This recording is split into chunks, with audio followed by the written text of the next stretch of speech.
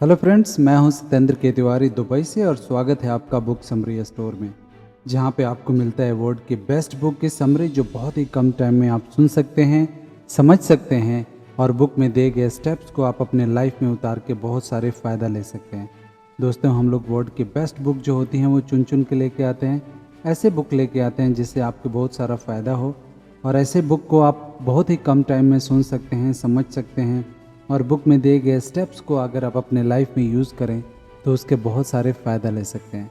दोस्तों, आज मैं एक ऐसा बुक लेके आया हूँ जो आपको बिज़नेस करना सिखाएगी।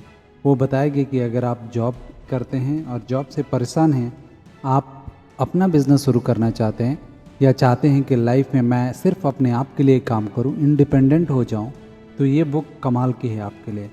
दोस्तों, बहुत लोग ऐसे हैं जो जॉब कर रहे हैं और वो बिज़नेस करना चाहते हैं और लोग बिज़नेस करते भी हैं, लेकिन 80% बिजनेस दोस्तों 3 साल के अंदर ही क्लोज हो जाता है। उसका रीज़न है कि उनको प्लान पता नहीं होता, उनको बिज़नेस करने का तरीका पता नहीं होता।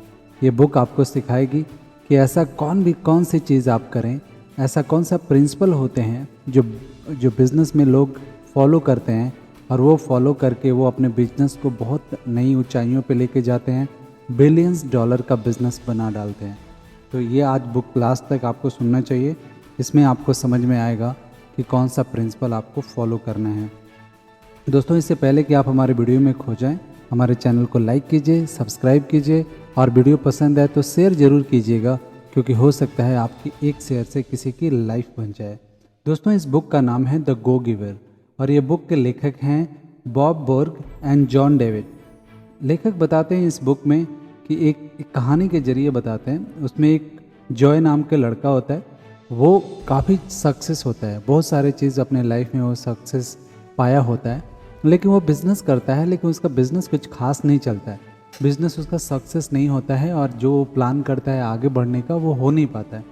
तो वो एक किसी और से मिलता है, उनका नाम होता है पिंडार, और वो पिंडार बहुत बड़ा बिजनेसमैन होते हैं और बहुत शांत इंसान होते हैं। उनसे वो मिलके पूछता है कि ऐसा आप क्या करते हैं कि आपके सारी बिजनेसेस बहुत चलते हैं, आप छोटा शुरू करते हैं और देखते देखते इतना बड़ा जायंट बिजनेस बना देते हैं, बिलियंस डॉलर का बिजनेस आपका हो जाता है, और एक मेरा बिजनेस है चल ही नहीं रहा है।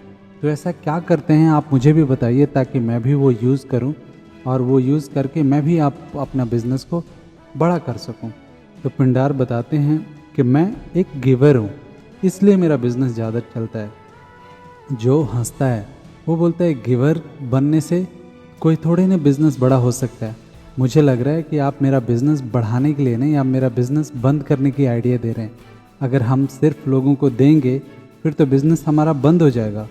तो वो बोलते हैं कि नहीं, अगर आपको बिज़नेस करना है तो आपको गिवर बनना है, और जब आप गिवर बनते हैं तो आपको बिज़नेस ऑटोमेटिकली आगे बढ़ता है। और उसी के लिए वो 5 ऐसे रूल बताते हैं, 5 ऐसे लॉ बताते हैं, 5 ऐसे प्रिंसिपल बताते हैं पिंडार जो को, और बोलते हैं कि ये 5 लॉ फॉलो करो। 5 जो ये लॉ मैं आपको बता रहा हूँ और जो मैं प्रिंसिपल आपको बता रहा हूँ, ये आपको फॉलो करना चाहिए। अगर ये आप फॉलो करते हैं तो आपका बिज़नेस बहुत आगे चला जाएगा। और इसी 5 जो प्रिंसिपल हैं उस पर ये बुक लिखी गई है, और ये बुक में टोटल 5 प्रिंसिपल बताए गए हैं और वो एक एक करके डिटेल में हम उसको समझेंगे। Number 1, the law of value. Pindar बताते हैं जो को, और लेखक लिखते हैं इस बुक में कि अगर आपको बिज़नेस ग्रो करना है तो आपको बिज़नेस के वैल्यू क्रिएट करनी पड़ेगी। जो भी आप प्रोडक्ट बनाते हैं, जो भी आप सर्विसेज बनाते हैं, उसका वैल्यू क्रिएट कीजिए। जब उसका वैल्यू क्रिएट करेंगे तभी उसका एक्चुअल उसकी डिमांड बढ़ेगी और उसकी वैल्यू का कोई मतलब होगा। अगर आपका कोई बिज़नेस या कोई सर्विसेज आप मार्केट में लेके आते हैं और वो वैल्यूएबल नहीं है, वो वैल्यू डिलीवर नहीं कर पाता, तो उसका कोई मतलब नहीं है। फॉर एग्ज़ाम्पल, आप कोई बुक खरीदते हैं, बुक खरीदने के लिए आप छोटा छोटा सा अमाउंट देते हैं, लेकिन उस बुक को पढ़ के आप इतना ज़्यादा उसके फ़ायदा ले सकते हैं, क्योंकि उस बुक में बहुत सारे जो लोग हैं उनकी मेहनत जुड़ी रहती है, लेखक की बहुत सारा रिसर्च जुड़ा रहता है, जिससे वो बुक आपको बहुत सारी चीज़ें सिखा देती है, और उसके बदले में जो बुक का प्राइस होता है वो बहुत ही कम होता है। फॉर एग्ज़ाम्पल, अगर कोई फाइनेंशियल बुक आप लेते हैं, सपोज़ आपने रिच डैड और पुअर डैड लिया, उसमें बहुत सारे लेखक का रिसर्च छुपे हुए हैं जो उस बुक में बताया गया है। अगर वो बुक को आप फॉलो करते हैं, उसको स्टडी करके, उसको पढ़ के, तो आप बिलियंस डॉलर कमा सकते हैं। और उसके सामने उस बुक की कीमत कुछ भी नहीं है, ना के बराबर है। तो अगर उस वैल्यू देखिए, उस प्रोडक्ट की जो वैल्यू है वो मार्केट में ज़्यादा है, बट उसके प्राइस बहुत कम है, इसलिए वो मार्केट में बहुत ज़्यादा चलती है, लोग खरीदते हैं और उसको यूज़ करते हैं। तो इस बुक में फर्स्ट लॉ में बताया गया है कि आपको अगर बिज़नेस बड़ा करना है, आपको बिज़नेस और भी अच्छा करना है, तो आपको बिज़नेस की वैल्यू क्रिएट करना पड़ेगा। आप कुछ भी बिज़नेस कर रहे हो, चाहे वो आपका प्रोडक्ट बना रहे हो या प्रोडक्ट डिलीवर कर रहे हो या आप सर्विसेज प्रोवाइड कर रहे हैं, उसके वैल्यू होना चाहिए। Law number 2, the law of compensation. दोस्तों, जो भी आपका बिजनेस है वो जितने लोगों के पास आप लेके जाएंगे, जितने ज़्यादा आपके कस्टमर्स होंगे, उतना ही आपको प्रॉफिट होएगा। अगर आप सोचिए कि 100 लोगों को आप अपना सर्विसेज या प्रोडक्ट प्रोवाइड कराते हैं, अगर आप 1000 लोगों को प्रोवाइड कराएंगे तो डेफिनेटली आप उसको ज़्यादा लोगों तक पहुंचाएंगे, ज़्यादा सर्विसेज पहुंचाएंगे, तो ज़्यादा आपको फ़ायदा होगा। तो जो भी आपका बिजनेस है उसके ज़्यादा लोगों के पास लेके जाइए, उनके पास लेके जाइए जहाँ तक बिज़नेस पहुँचा नहीं है। वहाँ तक जब आप लेके जाते हैं तो डेफिनेटली आपका प्राइस, आपका वैल्यू बढ़ता है, आपका टर्नओवर बढ़ता है, आपका प्रॉफिट बढ़ता है।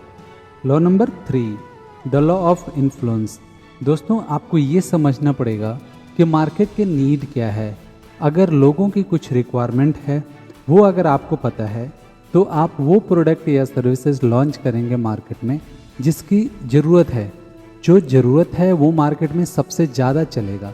अगर कुछ भी आप सिर्फ बिज़नेस करने के लिए लोगों को देख देख के आप वही बिज़नेस कर रहे हैं जो लोग ऑलरेडी मार्केट में कर रहे हैं, तो आप अपने मार्केट का, अपने बिज़नेस का एक बाउंड्री बांध रहे हैं। अगर एक ही प्रोडक्ट 10 आदमी बेच रहा है तो उसका लिमिटेड मार्केट है, लेकिन कोई ऐसा आप प्रोडक्ट लेके आते हैं जो मार्केट में है ही नहीं, तो आपकी मोनोपोली होती है। आप उस प्रोडक्ट को अच्छे तरीके से बेच सकते हैं। फॉर एग्ज़ाम्पल, मुकेश अंबानी का पुराना बिजनेस अगर आप देखें तो रिफाइनरी था, बट वो उन्होंने देखा कि इंडिया में लोगों के पास मोबाइल सर्विसेज अच्छी नहीं है, कस्टमर बहुत ज़्यादा है लेकिन डिमांड है। फिर उन्होंने जियो बनाया और जियो बना के वो लोगों को दिया जो लोगों को चाहिए है। और आज देखिए 90% हम और आप जियो का मोबाइल, जियो का नेटवर्क और जियो का इंटरनेट यूज़ करके हम ये वीडियो सुन रहे हैं। तो वो उनके जो कोर था, उनका जो बिज़नेस कुछ और था, लेकिन उन्होंने देखा कि मार्केट की डिमांड क्या है, क्या लोगों की ज़रूरत है, क्या मुझे लाना चाहिए, और वो लेके आए। आज हिट है मार्केट में जियो। आप देख सकते हैं कि हर बंदा के पास जियो है लगभग, और हर कोई जियो, सारे मोनोपोली बना हुआ है और उसको कोई भी मार्केट में कंपटीटर नहीं है। जितने कंपटीटर हैं सब लोग फेल हो गए। Law number 4, the law of authenticity. दोस्तों, कोई भी आप प्रोडक्ट बनाइए, आप एक ट्रस्ट बिल्ड कीजिए, चाहे आपका प्रोडक्ट हो, चाहे आपका सर्विसेज हो।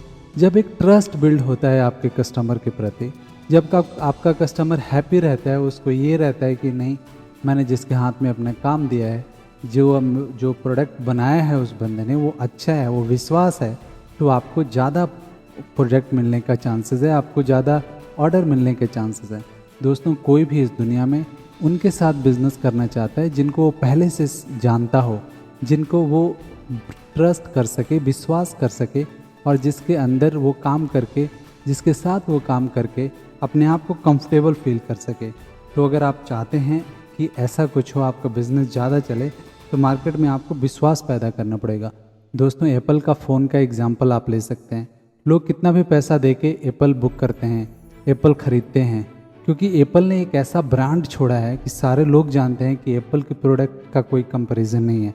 Apple is the best. Apple launch होने से पहले उसके कितने सारे नंबर्स बिक जाते हैं, कितने सारे फ़ोन उसके बिक जाते हैं।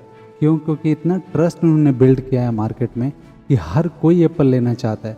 लोग बोलते हैं कि उसकी जो ऑथेंटिसिटी है, जो उसकी वैल्यू है, जो उसकी क्वालिटी है, उसके मुकाबले में मार्केट में कोई नहीं है। तो आपको वैसा ही कुछ प्रोडक्ट या सर्विस है, जो भी आप लेके आएँ, वो इतना विश्वास पैदा करें, इतना एक ब्रांड बनाएं कि हर कोई आप पे ट्रस्ट करे और हर कोई वो लेना चाहे।